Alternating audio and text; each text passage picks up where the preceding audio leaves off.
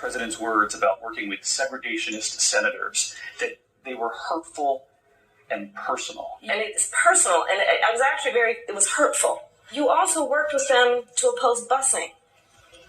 And, there was a little girl in California who was part of the second class to integrate her public schools. And she was bused to school every day. And that little girl was me.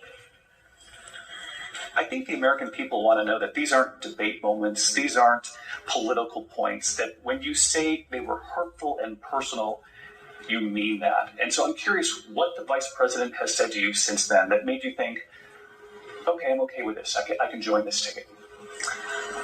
What is hurtful to me is that Black families own 1/10 of the wealth of white families. What is hurtful to me is that Black and Latinos are twice as likely to die from COVID as white families.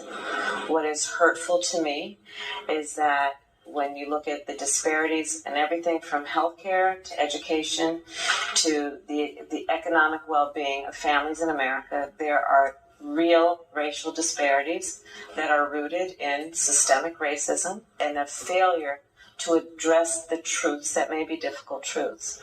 Joe Biden does that, and he is doing that. He is addressing these truths. He speaks these truths. Mr. Vice President, your wife, Jill Biden, had called it a punch to the gut that night, what she saw from Senator Harris. But now that months have passed, do you sense an understanding of where Senator Harris was coming from when she said personal and hurtful? I sense exactly where she was coming from. And I think, I think a lot of people, and maybe even the senator at the time, didn't know the depth of my record. I'm also someone who is, we have the 8th largest Black population in America, in this state.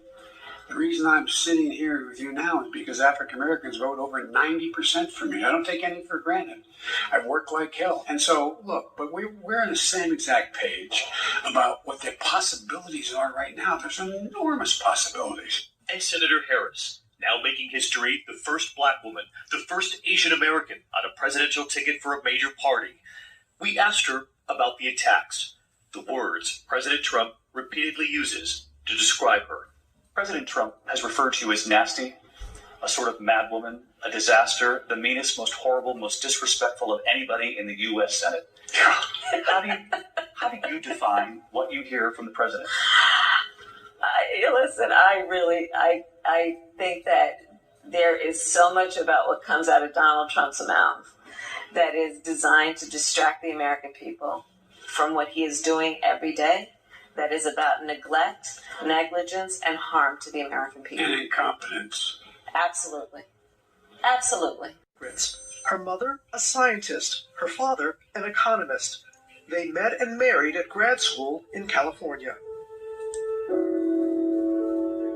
Kamala's mother is Indian and her father was Jamaican. But her mother raised her and Maya as Black women because that's what they were. Shamala, Kamala's mother, was one of the leading scientists in this country, if not across the world, for cancer research. She really impressed upon Kamala and Maya to be great. Every school day of the year in Berkeley, the buses move almost 3,500 children across town. Harris was bused beginning in first grade, taken to a predominantly white school where she thrived.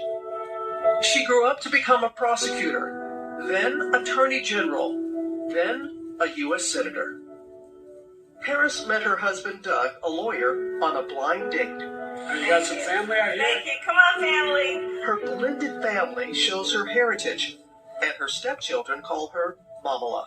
My mother, who, at the age of 25, gave birth to me at Kaiser Hospital in Oakland, California. At that time, there was no way that she thought that this is how things would work out. Think about her looking down, being very proud, and that's very humbling. This is not the first time that you are a first, and you said something about your mama, which made me think of mine. Yeah. It's an honor to be first, and do what you can to make sure you're not last. That's what my mother said. That was her advice. She said, Kamala, you may be the first to do many things, but make sure you're not the last. But I want to say something about Joe in terms of the selection. we talk about what it means to be progressive. Joe really walks the talk. I'll remind everyone that Joe was one of the first Democrats to speak out in terms of LGBTQ rights and equality. He just did it. Joe, in selecting a woman of color to be his vice president, what audacious move. The audacity of Joe Biden to actually just make that decision and then follow through on it. Mr. Vice President, you made it clear early on that you were going to select a woman to be your running mate. You select a woman of color. Did you do that to rally your base, and did you feel pressure to select a black woman? No, I didn't feel pressure to select a black woman, but what I do think is that the government should look like the people, look like the country. 51% of the people in this country are women, and in order to be able to succeed, you've got to be dealt in across the board. And no matter what you say, I cannot understand and fully appreciate what it means to walk in her shoes, to be an African-American woman with an Indian-American background, a child of immigrants. She can't assume exactly what it's like to walk in my shoes. What we do know is we have the same value set. But there's that debate. And that little girl was me.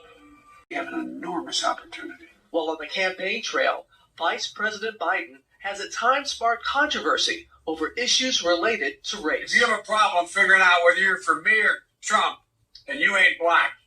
You said, I choose to speak truth even when it's uncomfortable. Yes. So when you have a running mate who makes a comment like, you ain't black, leads some people to say, he just doesn't get it. Have you been able to speak truth to him about that? Listen, when Joe and I talked about the state of Black America, he has a deep sense of awareness and knowledge about racial disparities, inequities, and systematic racism. And Joe speaks the words and actually knows how to say the words, Black Lives Matter. Contrary to what the President of the United States, the current President of the United States does, which is to sow hate and division full-time, and has never spoken those words and will never speak the words Black Lives Matter. You can talk to Joe. He has been outspoken on those issues, and I know where his heart is. I wouldn't be here if it weren't for the African American community. We have the 8th largest black population in America. I worked in the East Side, 6 blocks from here, which is virtually all African American. I had a good job with a well-known law firm, and I quit and became a public defender. But here's the point. I shouldn't have said that, but I was trying to make the point that this is a man who spent his entire career denigrating African Americans. But the truth is, there's a fundamental difference between Donald Trump and me on the issue of race across the board. I'm not gonna try to divide people. It's all about bringing people together.